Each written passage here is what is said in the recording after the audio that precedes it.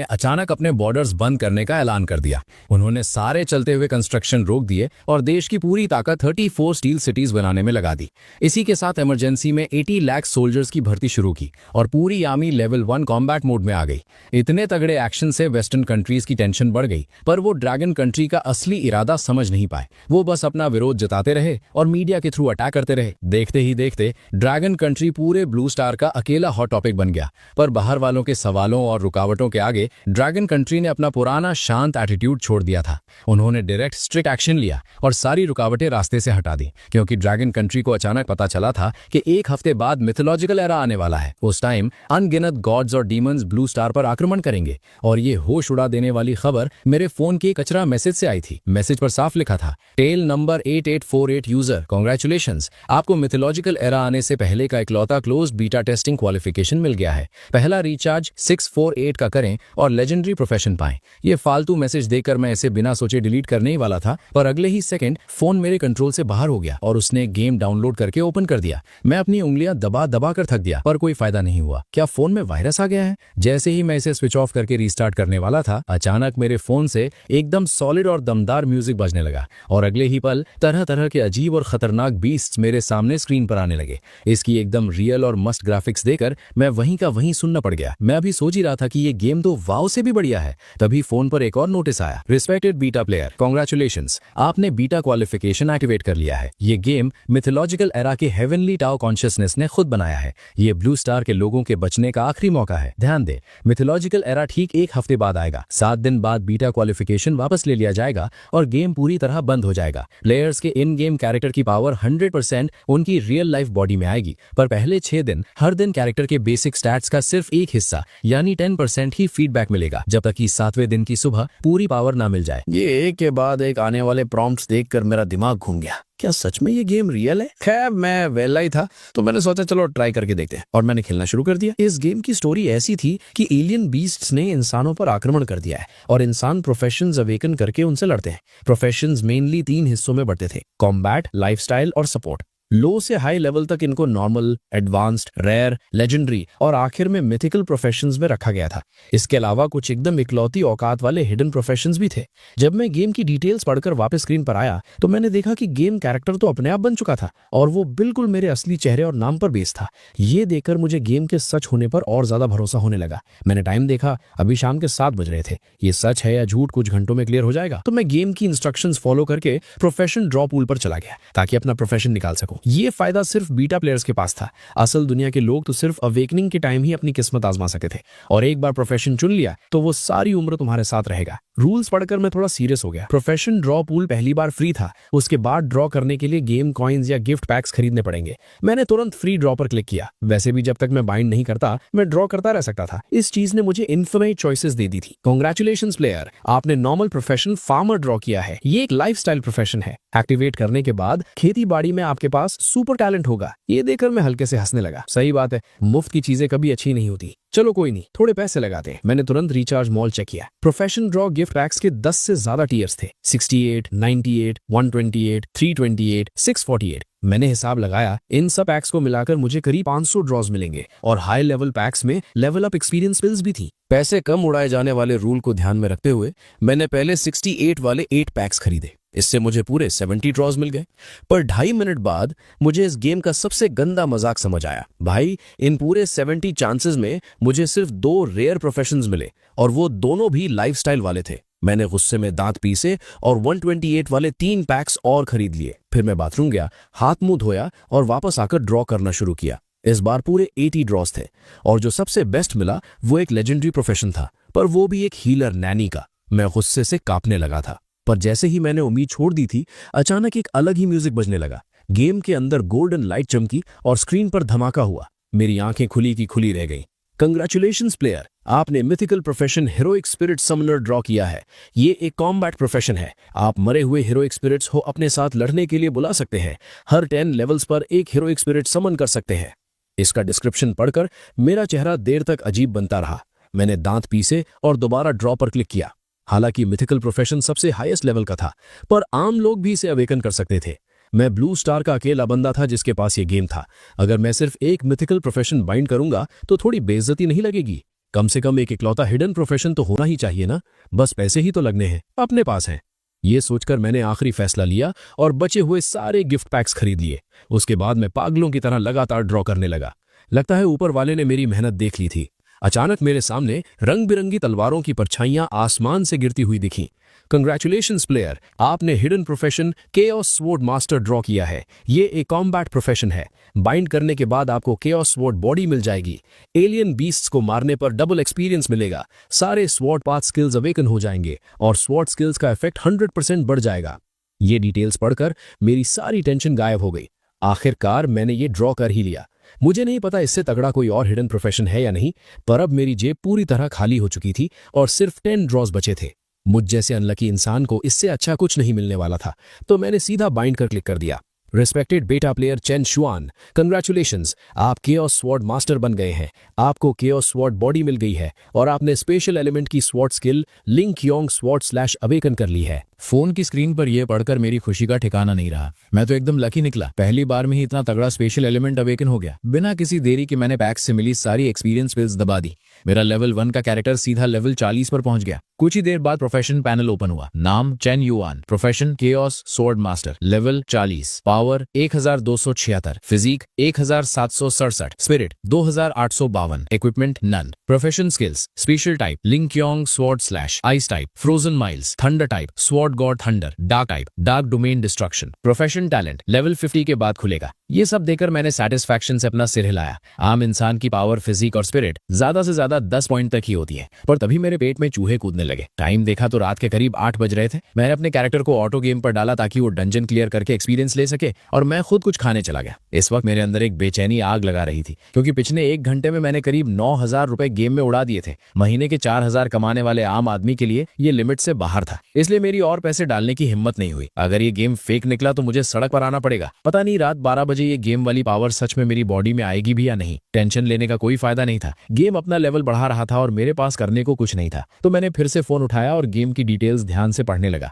Mythological era का पूरा profession level system कुछ इस तरह था। Basic 100 level, king realm, true king, legendary, Holi venerable और मिथिकल मोनार्क। मिथिकल मोनार्क के ऊपर एक स्टारी स्काई एम्परर का लेवल भी था, पर वो ग्रे कलर में था, जिसका मतलब था कि मैं उसे अभी देख नहीं सका। इसके अलावा गेम के अंदर इतने सारे गिफ्ट पैक्स थे कि गिनना मुश्किल था। कुछ पैक्स की प्राइस तो मेरे होश उड़ा देने वाली थी, जैसे एक लग्जरी वीआईपी पैक था जिसमें बस एक ही चीज थी, एक ऐसी अवेकनिंग स्टोन जो रियल दुनिया में जल्दी लाई जा सकती थी, और उसकी कीमत पूरे 1 बिलियन 100 करोड़ थी। अगर मिथोलॉजिकल एरा का आना सच था तो ये कीमत ज्यादा नहीं थी, क्योंकि ऐसी चीज के लिए तो बड़े बड़े लोग लाइन लगाकर खड़े होते। इसके बाद मैंने लगभग हर एक गिफ्ट पैक को खोलकर ध्यान से देखा। कुछ चीजें देकर मेरा मन ललचा गया, पर उनकी कीमत देकर मुझे पीछे हटना पड़ा। मेरी जिंदगी भर की कमाई इन पैक्स का एक कोना भी नहीं थी। मॉल की बाकी चीजें देखने के बाद मैंने बीस्ट गाइड चेक की। ये गाइड शायद सारे टाइप्स के बीस्ट्स को कवर नहीं करती थी, पर इसमें बहुत सी इन्फॉर्मेशन भरी थी। कुछ बीस्ट्स का लेवल तो मिथिकल मोनार्क का था और उनकी पावर्स अजीबो गरीब थी। ऐसा लग रहा था जैसे मैं किसी मिथिकल चिड़ियाघर में आ गया हूँ। तभी धड़कते दिल के साथ आखिरकार रात के 12 बज गए।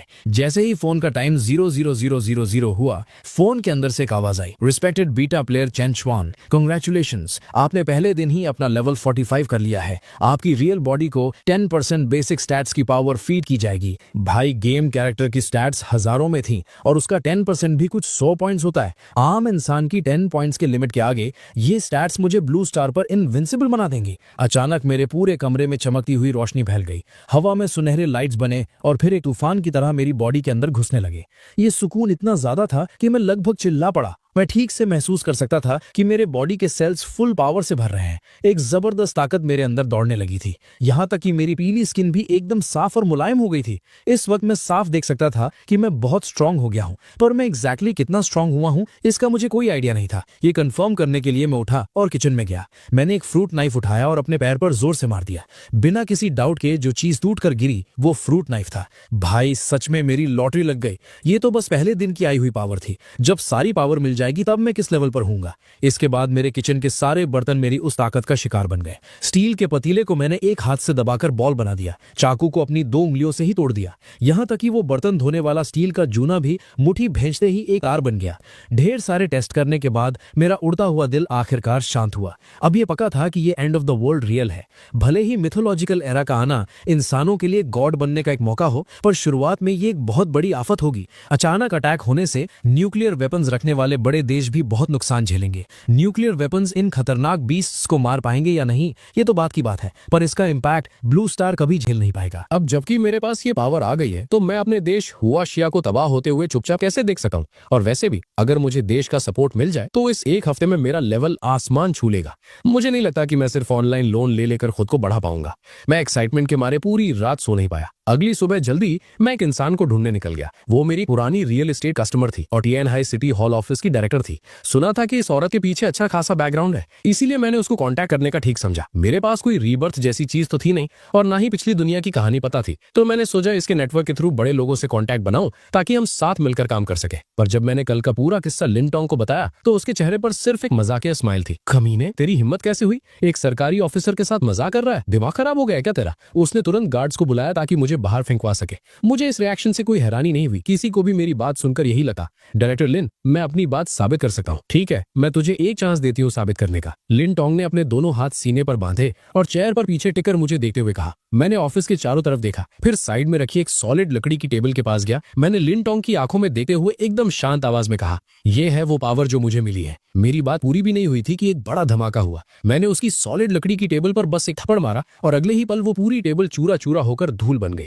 शायद मुझे लगा कि अपना लेवल साबित करने के लिए काफी नहीं है, तो मेरी नजर कोने में रखी सेफ पर गई। मैं आगे बढ़ा और एक सीधा पंच मारा जिससे उस लोहे के सेफ में एक बड़ा सा गड्ढा पड़ गया।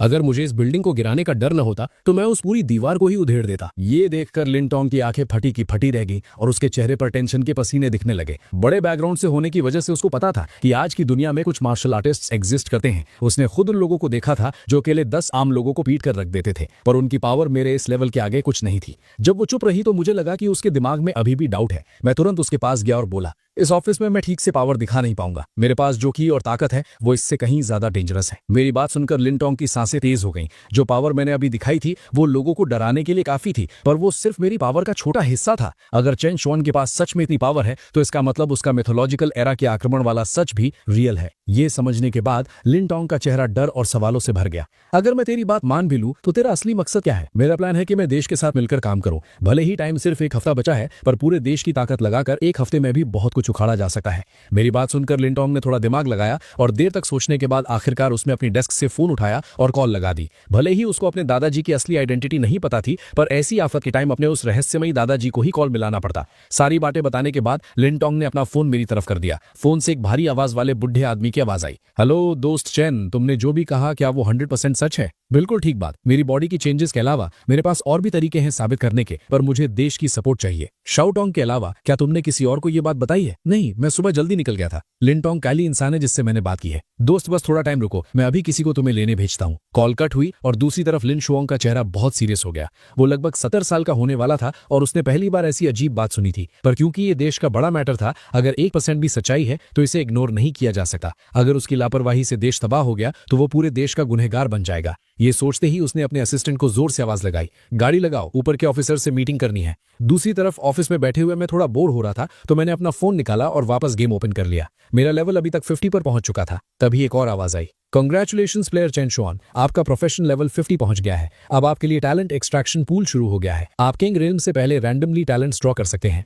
आपका प्रोफेशन मैक्सिमम 5 टैलेंट्स बाइंड कर सकता है और एक बार बाइंड करने के बाद उसे हटाया नहीं जा सकता। इसके साथ ही प्रोफेशन स्किल स्क्रीनिंग खुल गई है और वूटोंग फियर्स रेल्म डंजन भी शुरू हो गया है। इस डंजन को क्लियर करने पर आपको स्क्रिल स्क्रॉल्स मिलेंगे। बेशक आप मॉल से भी स्क्रॉल्स खरीद सकते हैं। इंटरफेस में ये प्रॉम्प्ट देखकर मेरी आंखें चमकने लगी और मैंने तुरंत गेम मॉल ओपन किया, पर प्राइस देखते ही मेरा चेहरा उतर गया। भाई, सबसे basic talent draw gift pack की कीमत 3 लाख कॉइन्स थी और एडवांस वाले तो सीधा 1 मिलियन तक थे। मेरा तो मन कर रहा था गेम वालों को गाली दे दूं। मैंने अपनी आधी जिंदगी मेहनत करके जो कमाया था उससे मैं एक थके हुए बेसिक टैलेंट पैक का हिस्सा भी नहीं खरीद पा रहा था। घर लेने की बात तो दूर की है, स्किल स्क्रोल्स का हाल तो और भी रुला देने वाला था। सबसे घटिया क्वालिटी का सफेद स्क्रोल 1 मिलियन का था। मैंने ऑनलाइन मॉल में उनको टच करने की हिम्मत भी नहीं की। मैं अभी अपनी इस गरीबी को रो ही रहा था कि दरवाजे पर आवाज हुई। उसके बाद करीब 10 फौजी ड्रेस में मिलिट्री वाले अंदर आए और मेरी तरफ बढ़ते हुए सलूट ठोक दिया। मिस्टर चैन, कृपया हमारे साथ चलिए। और डायरेक्टर लिन, आपको भी चलना पड़ेगा, तकलीफ के लिए माफी चाहते हैं। मैं उठकर उन्हें वापस सलूट किया और बिना किसी हेजिटेशन के बाहर चल दिया। जब हम कॉरिडोर में आए तो वहां 20 से ज्यादा आर्मी वाले फुल वेपन तैयारी में खड़े थे। मुझे लगा यही बहुत बड़ी सिक्योरिटी है, पर जब मैं नीचे उतरा तो मेरे होश उड़ गए। मुझे समझ आया कि देश ने इस मैटर को कितना सीरियसली लिया था।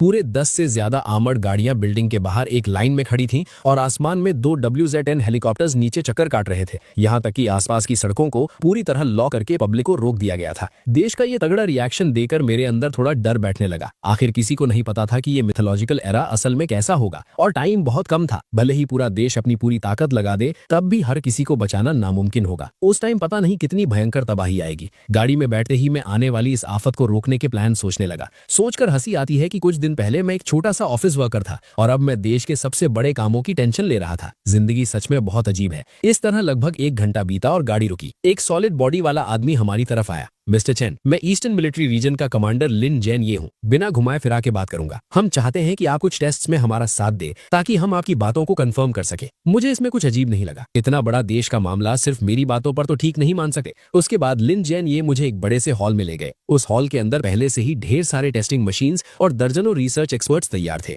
लिन जैन ये ने ढेर सारे टॉप लेवल के लोगों को एक सीक्रेसी एग्रीमेंट साइन करवाया और फिर बोले, मिस्टर चेन, ये है dragon country academy of sciences के एकेडमिशियन ये शेंग। ये आपके टेस्ट सुपरवाइज करेंगे। थोड़ी देर की फॉर्मेलिटीज के बाद व्हाइट लैब कोट पहने ये शेंग ने थोड़ी दूर रखे एक सॉलिड स्टील डमी की तरफ इशारा करके मुझे बोला, मिस्टर चेन, कृपया अपनी पूरी पावर और की लगाकर इस डमी पर अटैक करें। मैंने ठीक है कहकर सिर हिलाया और चुपचाप उस डमी के पास चला गया। इस वक्त वहां खड़े हर एक इंसान ने अपनी सांस रोक ली थी और वो मेरी तरफ बिना पलके झपकाए देख रहे थे। यहाँ तक कि कैपिटल में बैठे ड्रैगन कंट्री के टॉप ऑफिशियल्स भी शांति से लाइव स्क्रीन देख रहे थे। अचानक एक जोर का धमाका हुआ। कान बहरे कर देने वाली आवाज के बाद जब सबने ध्यान से देखा तो उन्हें दिखा कि वो डमी मेरे एक ही अटैक से चूरा चूरा हो चुका था। यहां तक कि उसने पीछे वाली दीवार में भी एक बड़ा सा गड्ढा कर दिया था। इस पल में आकर लिन जानिए को असलियत समझ आई कि मैंने उसके ऑफिस की टेबल तोड़ते वक्त अपने पंच को कितना ज्यादा कंट्रोल करके रखा था। डेटा कैसा है? होश में आते ही ये शन ने जल्दी से पूछा। बेसिक पावर 5 टन यानी कि 5000 kg से ज्यादा है। सिर्फ इस एक लाइन ने वहां मौजूद सभी लोगों को चुप करा दिया। मैं इंसान हो ही नहीं सकता, ये ख्याल वहां सबके दिमाग में एक साथ आया।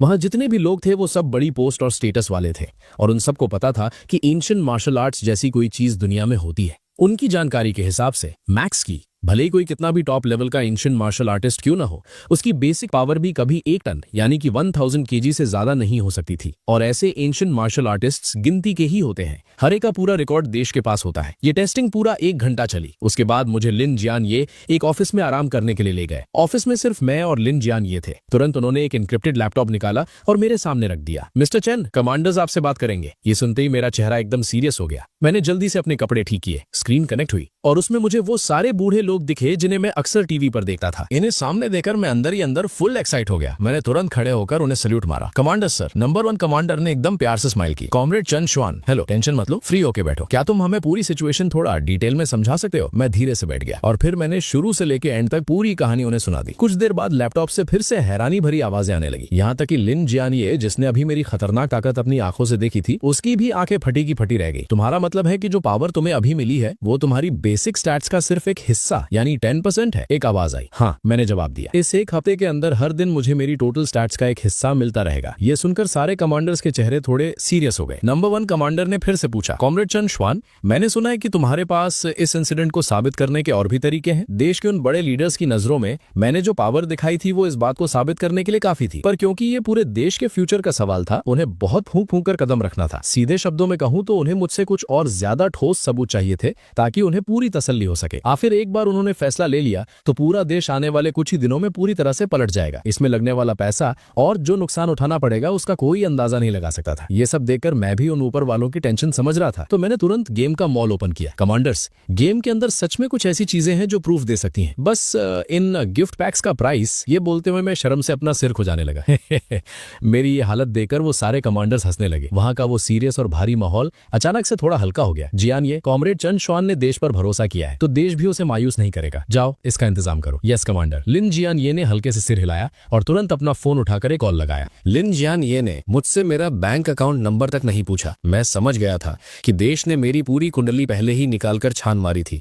आज के दिन शायद लिन जियान ये को मेरे बारे में मुझसे ज्यादा पता था और थोड़ी ही देर में पूरे 10 लाख रुपए मेरे अकाउंट में जमा हो गए। मैंने भी बिना किसी देरी के सीधा गेम में वही गिफ्ट पैक खरीद लिया जो मैंने पहले से चुना हुआ था। अचानक से एक व्रूम की आवाज आई और मेरे सामने की हवा एकदम से मरोड़ने लगी और फिर एक बहुत ही सुंदर और पुरानी सी तलवार मेरे सामने हवा में प्रकट हो गई। ये देखकर पास खड़े लिन जियान ये के होश उड़ गए। इतने पास से अगर मैं उस पर हमला करता तो उसे चिल्लाने तक का मौका नहीं मिलता। लिन जियान ये तो एकदम अलर्ट हो गया था, पर वो सारे कमांडर्स उस हवा में तैरती तलवार को देखकर दंग रह गए थे। मैंने तुरंत उन्हें समझाया, ये गेम का एक वेपन है। ये लेवल 5170 वाला स्पिरिट ग्रेड का हथियार है। ये इतना तेज है कि आम बुलेट प्रूफ गाड़ियां भी इसका एक बार नहीं झेल पाएंगी। सच तो ये है कि मैंने खुद कभी ऐसा हथियार नहीं चलाया था, इसलिए मैंने बहुत संभाल कर बात की थी। ये सुनकर वो कमांडर्स एक तरफ शॉक में थे तो दूसरी तरफ उन्होंने तुरंत मीटिंग बंद करके आपस में बात करने का फैसला किया। अगर पहले दिखाई हुई पावर्स ने उन्हें थोड़ा डाउट में रखा था तो इस तलवार के प्रकट होने के तरीके ने उनका इरादा एकदम पक्का कर दिया। कॉल कट हो गई और मैंने भी आखिरकार सुकून की सांस ली। भले ही मैं अब आम इंसान नहीं रहा था, पर उन बड़े बुजुर्ग लीडर्स के सामने बैठकर मेरी हालत थोड़ी टाइट हो रही थी। आखिर हर कोई पहली बार देश के बड़ों से थोड़ी ना बात करता है।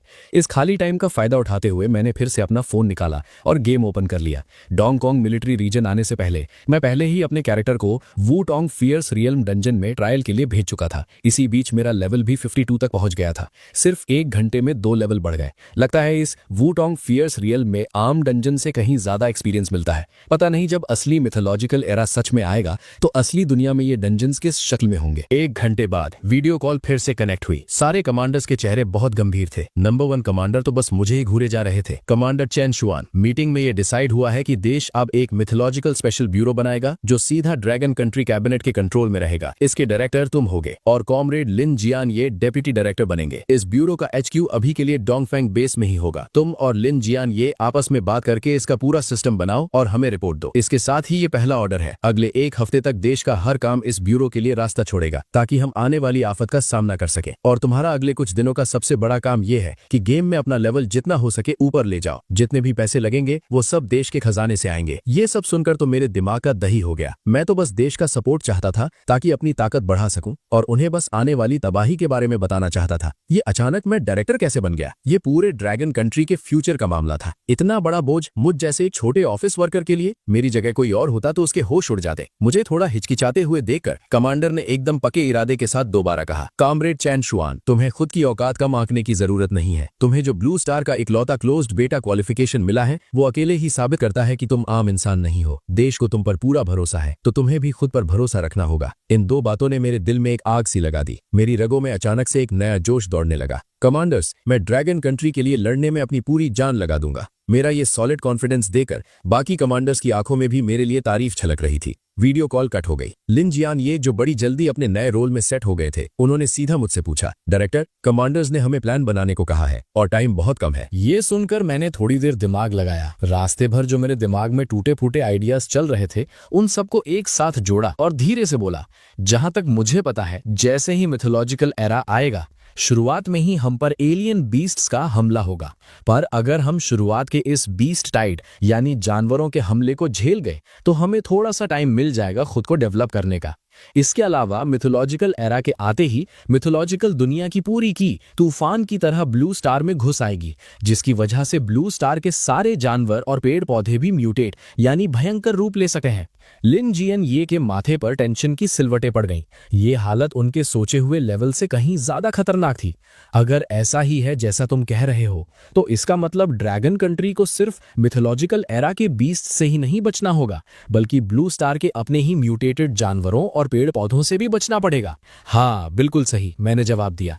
यहां आते वक्त मैं इस बारे में ही सोच रहा था। मैंने दिमाग में एक बेसिक प्लान सेट कर लिया है। पहला पॉइंट ये है कि हमें बहुत बड़े लेवल पर आर्मी में भर्ती करनी होगी ताकि मिथोलॉजिकल एरा की आफत का सामना किया जा सके, क्योंकि ये कोई छोटी मोटी लड़ाई नहीं होने वाली। हमारे ड्रैगन कंट्री को लगातार नई आर्मी और फोर्स की जरूरतें पड़ेंगी। दूसरा पॉइंट, देश से प्यार करने वाले जितने भी लोग बाहर हैं यानी ओवरसीज हैं, उन सबको वापस बुला लिया जाए, और जिन्हें बाहर की हवा ज्यादा पसंद है उनके साथ कोई जबरदस्ती मत करो। मिथोलॉजिकल एरा शुरू होने से ठीक 2 दिन पहले ड्रैगन कंट्री को अपने सारे बॉर्डर्स पूरी तरह बंद करने होंगे। तीसरा पॉइंट, हर स्टेट की मेन सिटी को अपना बेस बनाया जाए। छोटी सिटीज को बड़ी सिटीज के साथ जोड़कर पूरे 34 डिफेंस जोन्स बनाए जाएं, और उसके बाद सारी पब्लिक को सेफ तरीके से इन डिफेंस जोन्स के अंदर शिफ्ट किया जाए। इसके साथ ही हर डिफेंस जोन में 2 लाख सोल्जर्स तैनात किए जाएं। हमें की एनर्जी डिटेक्ट करने वाले सेंटर्स भी बनाने होंगे ताकि हमें जल्दी से जल्दी पता चल सके कि ये खतरनाक बीस्ट्स कहां छुपे बैठे हैं। चौथा पॉइंट, देश के सारे टॉप साइंटिस्ट्स को एक साथ बुलाया जाए और पूरी पावर लगाकर सबसे खतरनाक और जानलेवा वेपन्स बनाए जाएं।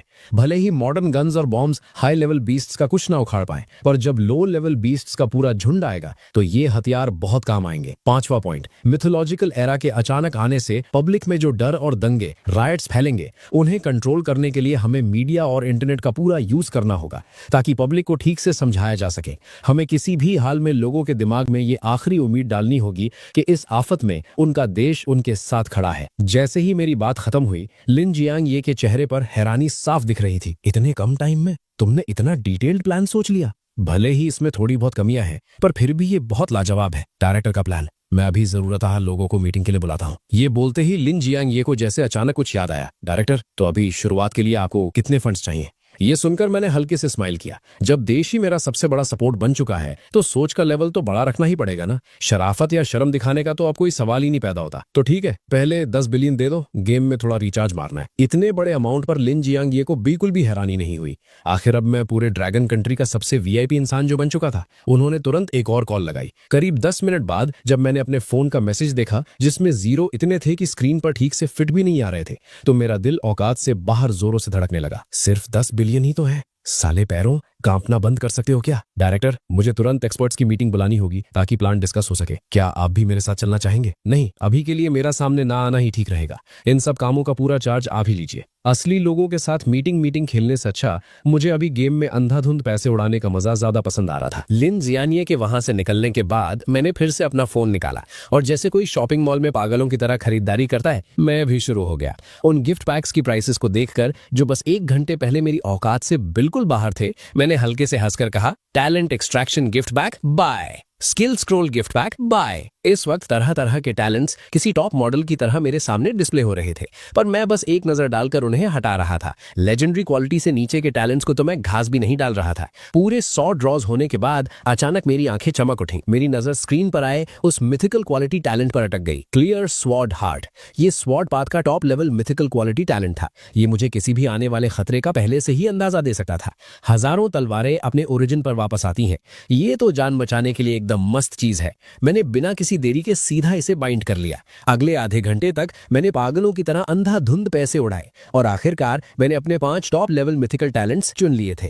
एक तो था कियोस स्वॉर्ड डोमेन। ये सारे स्वॉर्ड पार्ट्स को एक साथ मिला सकता था और इसमें मैं खुद से भी नई स्किल्स समझ सकता था। अगला था earth dragon overlord body. Alien beasts का खून और की निगलकर ये मेरी फिजिकल बॉडी को और सॉलिड बना सकता था। जब ये परफेक्ट लेवल पर पहुंच जाएगा तो मेरी फिजिकल बॉडी ही सेंट लेवल की हो जाएगी। उसके बाद आया ओथ फर्नेस। ये एलियन बीस्ट्स को पिघलाकर उन्हें लाइफ क्रिस्टल्स में कन्वर्ट कर सकता था। ये लाइफ क्रिस्टल्स मेरी या किसी और की पावर बढ़ाने के काम आ सकते थे। और आखिरी था ज़ोडिएक निर्वाणा। ये एक टॉप लेवल पैसिव टैलेंट था। जब भी बाइंड करने वाले यानी मुझ पर मौत का खतरा आएगा तो ये निर्वाणा ट्रिगर कर देगा और मुझे एक नई जिंदगी दे देगा। इन 5 बड़े टैलेंट्स के साथ मैं लगभग हर फील्ड में एक इनविंसिबल वॉरियर बन चुका था। अटैक के लिए मेरे पास केओस स्वॉर्ड बॉडी थी और डिफेंस के लिए अर्थ ड्रैगन ओवरलॉर्ड बॉडी। खतरे के वक्त मेरे पास ज़ोडिएक निर्वाणा था और सबसे बड़ी बात, मेरे पीछे पूरा देश मेरा सपोर्ट सिस्टम बनके खड़ा था। अब इससे फाड़ और क्या हो सकता था? बस एक ही प्रॉब्लम थी, ये 5 टैलेंट्स अभी अपने बेसिक लेवल पर थे। इन्हें अपग्रेड करने के लिए मुझे खुद ही इनकी प्रैक्टिस करनी होगी और इन्हें ठीक से समझना होगा। मैं इनको किसी गेम के गिफ्ट पैक से अपग्रेड नहीं कर सकता था। उसके बाद मैंने सारे प्रोफेशन स्किल स्क्रॉल वाले गिफ्ट पैक्स खरीद मारे। आखिर प्रोफेशन स्किल्स के भी अपने अलग लेवल होते थे, जो थे मॉर्टल grade, profound grade, spirit grade और अर्थ ग्रेड। शुरुआत में जो प्रोफेशनल स्किल्स अवेकन होते थे, भले ही वो मिथिकल ग्रेड के क्यों ना हो, वो सब मॉडल ग्रेड से ही शुरू होते थे। उन्हें अपग्रेड करने के लिए खुद की मेहनत और स्किल की समझ लगानी पड़ती थी। पर मैं तो एक नंबर का चीटर या हैकर था ना, मेरी बात अलग थी। मैंने सीधा अपनी उन 5 बड़ी प्रोफेशनल स्किल्स को स्पिरिट ग्रेड तक अपग्रेड कर दिया। ये सब करने के बाद मैंने अपने कैरेक्टर को वुटोंग फियर्स रियल्म डंजन क्लियर करने पर लगा दिया और खुद वापस मॉल चेक करने लग गया। बस दुख इस बात का था कि एक्सपीरियंस बिल्स खरीदने की डेली लिमिट थी, वरना मैं पक्का अपना लेवल सीधा 100 करके ही सांस लेता। खुद को सिर से लेकर पैर के नाखून तक फुल पावर से सेट करने के बाद आखिरकार मुझे अपनी टीम की याद आई। आखिर जब मिथोलॉजिकल एरा सच में आएगा, मैं भले ही कितना भी स्ट्रांग हो जाऊं, मेरे 3 सिर और 6 हाथ थोड़ी ना थे कि सब अकेले हैंडल कर लूंगा। एक तगड़ी और भरोसेमंद टीम बनाना ही लंबा टिकने का असली प्लान था। इसीलिए मॉल के अंदर जो चीज टाइम से पहले रियल दुनिया में लाई जा सकती थी, वो अवेकनिंग स्टोन तो मुझे हर हाल में खरीदना ही था। मैंने डिटेल में चेक किया, ये गिफ्ट पैक एक दिन में सिर्फ 3 ही आते थे। हर एक पैक में एक अवेकनिंग स्टोन होता था और एक अवेकनिंग स्टोन से पूरे 100 लोग अपना प्रोफेशन अवेकन कर सकते थे। पर अगर उन्होंने सिर्फ प्रोफेशन अवेकन किया तो उससे उतनी ज्यादा मदद नहीं मिलने वाली थी। आखिर एक लेवल 1 का प्रोफेशन मास्टर आम इंसान से बस थोड़ा सा ही ज्यादा ताकतवर होता है, पर एलियन बीस्ट्स के आगे वो अभी भी किसी कीड़े मकोड़े की तरह ही थे। और जब मैं गेम मॉल चेक कर रहा था तो दूसरी तरफ पूरा डोंगफेंग बेस भी फुल एक्शन में आ चुका था। लिन जियन ये ने बहुत ही कम टाइम में ढेर सारे रिसर्च एक्सपर्ट्स को इकट्ठा कर लिया था। मेरे बनाए हुए प्लान पर उन्होंने डिस्कशन किया, उसमें जरूरी बातें ऐड की और उसे परफेक्ट बनाया और फिर उसे ऑफिस में मुझे चेक करने के लिए लाकर दे दिया। उसके बाद उसे सीधा कैबिनेट के पास भेज दिया गया। इस वक्त लिन जियन ये लाल फाइल्स का एक बंडल पकड़े हुए मुझे देते हैं। डायरेक्टर, कैबिनेट ने प्लान पास कर दिया है। मैंने हल्के से सिर हिलाया और कहा, क्योंकि टाइम बहुत कम है तो सबसे पहले ये डिफेंस जोन वाला प्लान एग्जीक्यूट किया जाएगा। तुरंत हर फील्ड और इंडस्ट्री के रिप्रेजेंटेटिव्स की एक बड़ी मीटिंग बुलाओ, खास करके कंस्ट्रक्शन इंडस्ट्री वालों की। और हाँ, उन्हें अभी असली सच बताने की जरूरत नहीं है, वरना बिना मतलब का डर और पैनिक फैल जाएगा। उन्हें सीधा सेंट्रल गवर्नमेंट का डायरेक्ट ऑर्डर सुना दो। इसके साथ ही तुरंत आर्मी में भर्ती शुरू करो, बाहर रहने वाले सिटीजन्स को वापस बुलाओ, खतरनाक वेपन्स बनाना शुरू करो और इंटरनेट पर पहले से ही माहौल सेट करना शुरू कर दो। ये सारे काम एक साथ चलने चाहिए क्योंकि टाइम किसी का इंतजार नहीं करता। इसके तुरंत बाद कैपिटल के असेंबली हॉल के सामने इमरजेंसी नोटिस मिलते ही हर इंडस्ट्री के रिप्रेजेंटेटिव्स अपना सारा काम धाम छोड़कर वहां पहुंच गए थे। यहां तक कि जो रिप्रेजेंटेटिव्स दूर के एरियाज में थे, उन्हें तो आर्मी ने सीधा मिलिट्री प्लेन्स भेजकर वहां लाया था। वो सब के सब पसीने से लथपथ थे और उनकी सांसें बुरी तरह फूली हुई थी। किसी का आपस में बात करने तक का मूड नहीं था। असेंबली हॉल के अंदर उस बड़े से प्लेटफॉर्म पर जो सीना तान कर खड़ा था, वो मेजर जनरल लिन जियन ये थे। नीचे बैठे सारे लोग ये नजारा देखकर एकदम कंफ्यूज थे।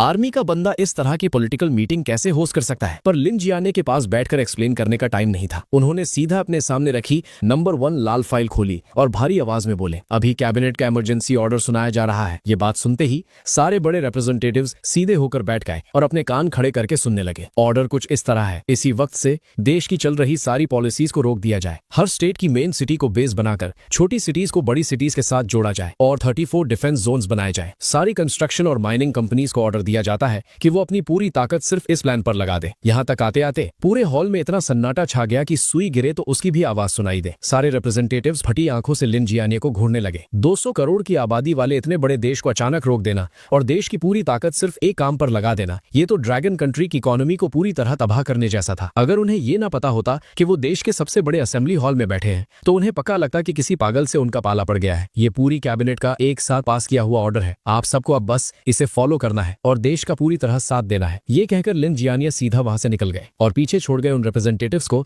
जो एक दूसरे की शक्ल देख रहे थे। जैसे ही असेंबली हॉल का बड़ा दरवाजा खुला, बाहर वेट कर रहे रिपोर्टर्स का सब्र टूट गया। बॉस वैंग, क्या आप बता सकते हैं कि मीटिंग में क्या हुआ?